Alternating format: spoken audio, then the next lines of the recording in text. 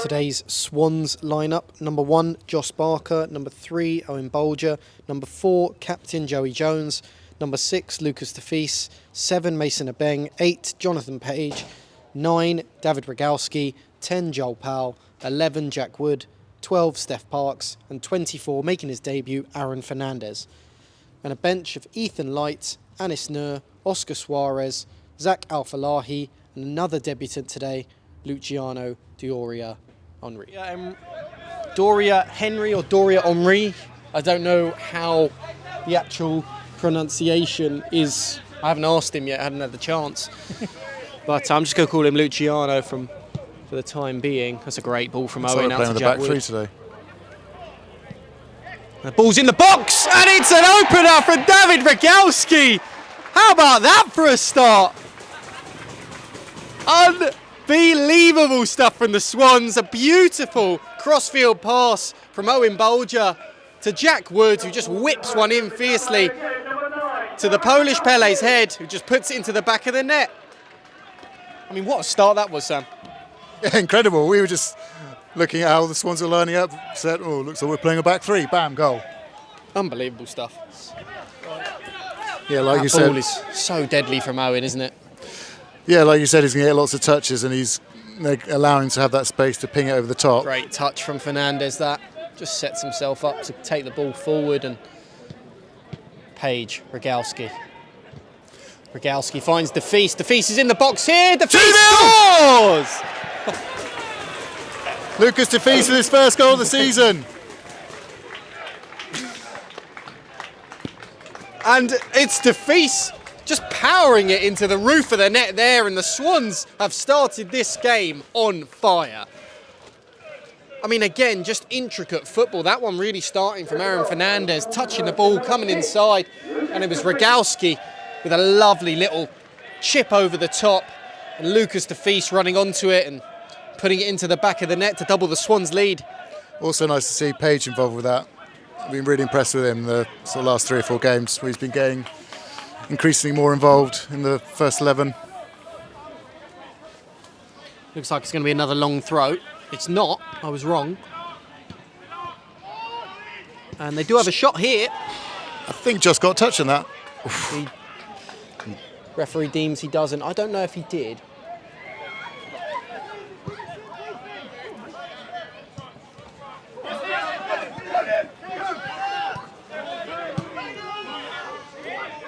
He's onside. Tiverton are in on goal here. Oh, it's a great touch. And what a save from Barker. What a save. Yeah, a reminder there's a long way to go in this game, and 2-0, it's not game over. Yeah, and this is the thing, it's such a difficult place to be mentally for the Swans players. Obviously, because they had the FA Youth Cup first round proper. Yeah. Mental game. They won 4-3 and there were 2 red cards in it. Went to extra time as well. It was so fun to watch. Yeah, Danso played unbelievable. Fernandez finds Joel Powell. Joel Powell's got onside. Page and a bang racing into the box. Joel shoots and into the side netting. I mean, it was difficult for him because I didn't really see that many options in the box. So, it's just, you know, ball going in there. Joey's on the end of it! Keeper gets it away in his front 6-yard box.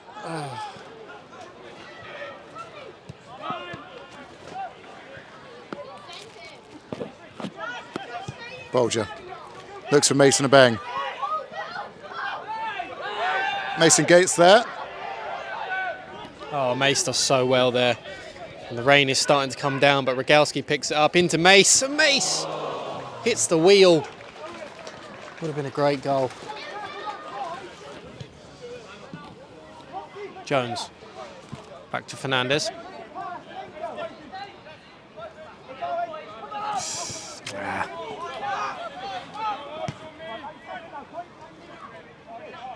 Just not quite as fluid as it was in the first half. I mean, great Bolger ball. plays. What a Bolger. ball from Owen. Oh. And there it is. An unbelievable ball. I've said that twice now, but what a ball from Owen. How many times has Owen Bolger done incredible balls over the top and through? This one gets to Joel Powell.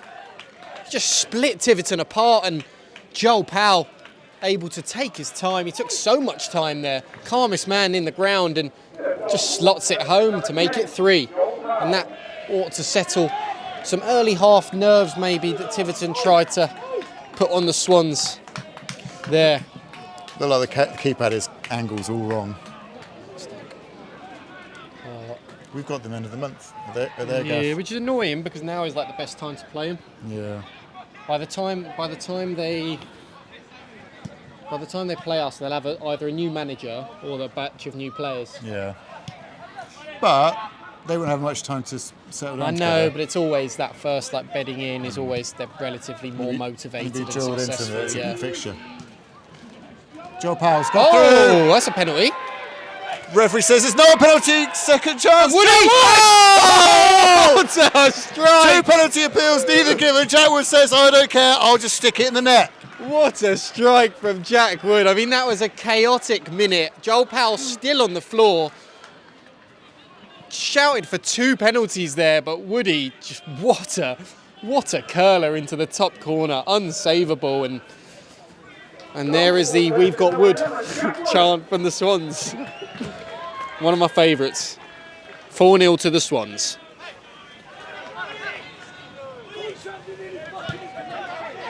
Oh, Rogalski leaves it to Joel. Doesn't quite get there, though. And Fernandez tidies up. That's nice. Yeah, he's class. Oh, God. Number 9 gets past Light. Looking to get past Fernandez. Plays it to his right. Strike. Josh saves and he's far as 11. Oh. That's a chance for Tiverton there.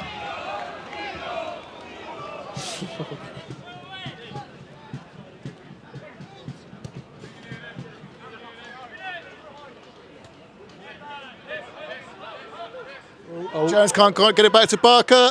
Oh, what a great save. What a save, isn't it? Is there a better goalkeeper in this league? No, there isn't. I don't think so.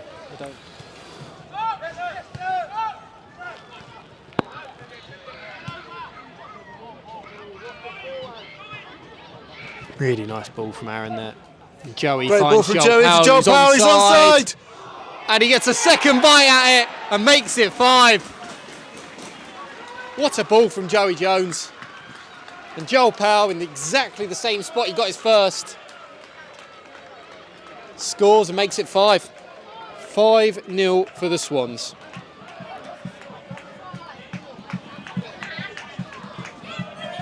During the goal, he said exactly the same thing at the same time. You noticed that.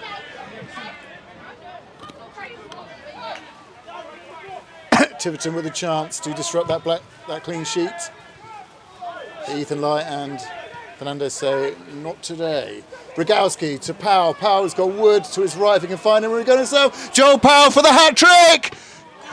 Saved by the keeper, falls to Wood. And Jack Wood gets his second.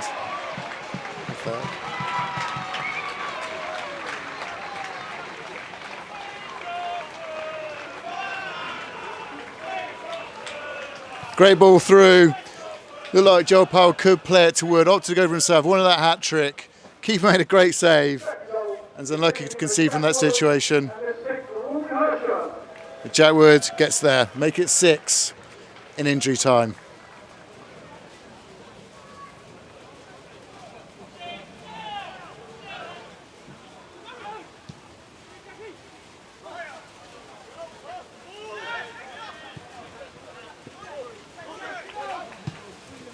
It's a nice ball. There's a foot race on. 9's going to get to it. He's through on goal. And Fernandez says, no, not today. What a great end to his debut. Assuming that is the end of play. Here we go. Tiverton corner. Clipped in. Rogalski clears on the line. Josh Barker with a great save. We would have seen that really late through the bodies. Walton Hersham determined to keep hold of this clean sheet.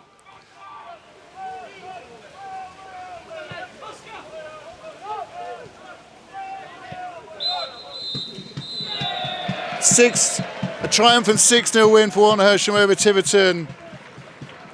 Some great debuts from Hernandez and Lucio. Really assured.